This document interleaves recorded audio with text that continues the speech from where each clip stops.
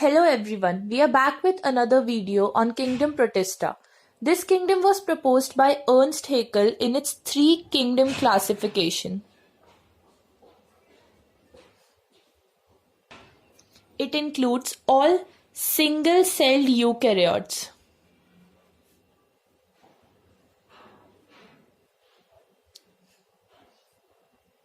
Now let's come to the important features of this kingdom.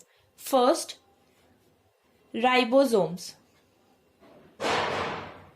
It is eukaryote, so ribosome will be 80S.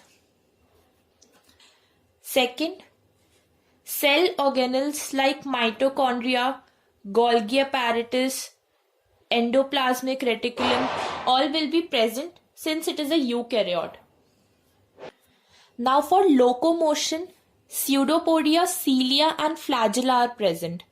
Now if you have any doubt related to pili and fimbriae, these are used for attachment. While for locomotion, pseudopodia, cilia and flagella are used. Now if we come to the major groups of Kingdom Protista, they are of three types. First is photosynthetic protist, in which we will study about dinoflagellates, chrysophytes and euglenoids. Now if we come to dinoflagellates first, they have cellulosic cell wall. Most of them are marine, while some of them live in fresh water also. Now the most important question of dinoflagellate comes from Gonia eulax. Gonia eulax undergoes rapid multiplication and makes the sea appear red, which is also known as red tides. Thus, Gonia eulax is also known as red dinoflagellate.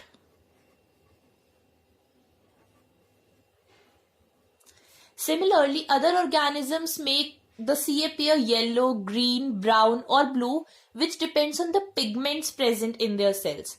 They also show bioluminescence.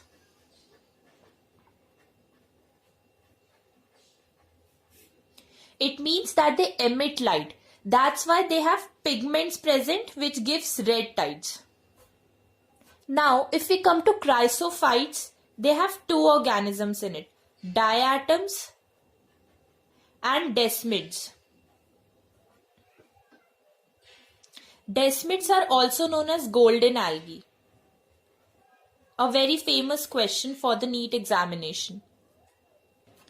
Chrysophytes, which includes diatoms and desmids, are found both in freshwater as well as marine environment. If we talk about diatoms, they have cell wall made up of silica. They have two thin overlapping shells.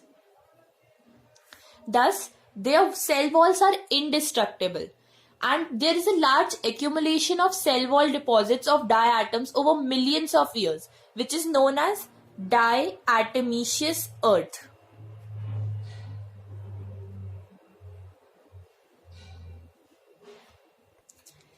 Diatoms are also chief producers in oceans.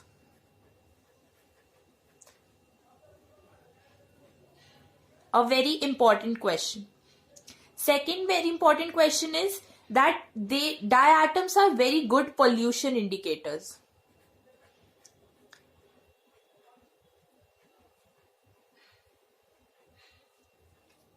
Now if we talk about desmids or golden algae, they are unicellular green algae.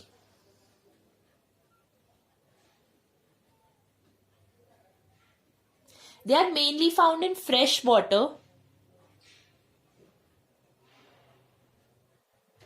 and they are usually indicators of unpolluted water. So they are indicators of unpolluted water. Note the difference between diatoms and desmids. Diatoms are good pollution indicators, while desmids are indicators of unpolluted water. Now the third important photosynthetic protist is euglenoids. They have their cell wall made up of pellicle. Pellicle is a protein-rich layer. Important point. They are majorly found in fresh water. So they are called freshwater organisms. Now, very important organism of euglenoids is Euglena. Euglena has characteristics of both plant and animals. Common features.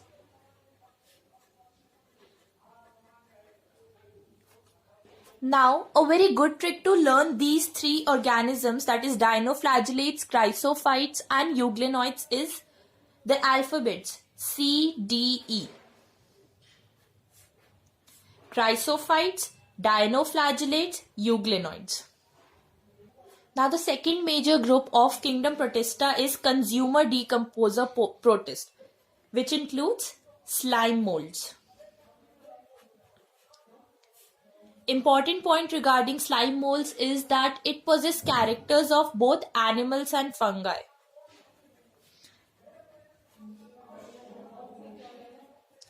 Common features.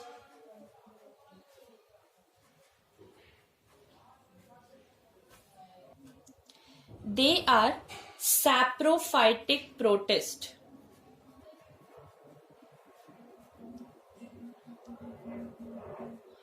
Saprophytic means they feed on dead and decaying organic matter. Now, under suitable conditions, slime molds form an aggregation called plasmodium, which may grow and spread over several feet. Now the third major group of kingdom Protista is protozoans, which were first studied by Leeuwenhoek.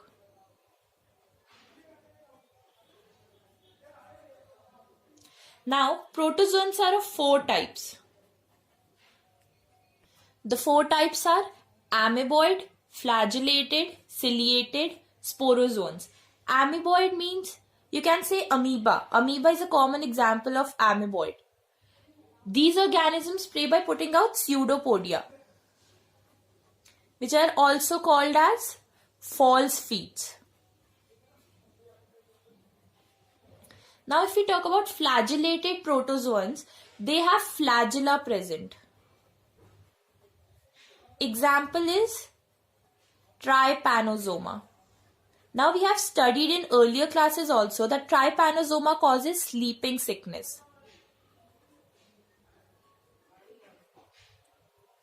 If we talk about ciliated protozoans, they have cilia present. Example is paramecium. Sporozoans are endoparasites.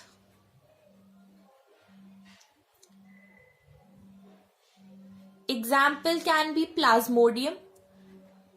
In 12th class, we'll study that plasmodium causes malaria.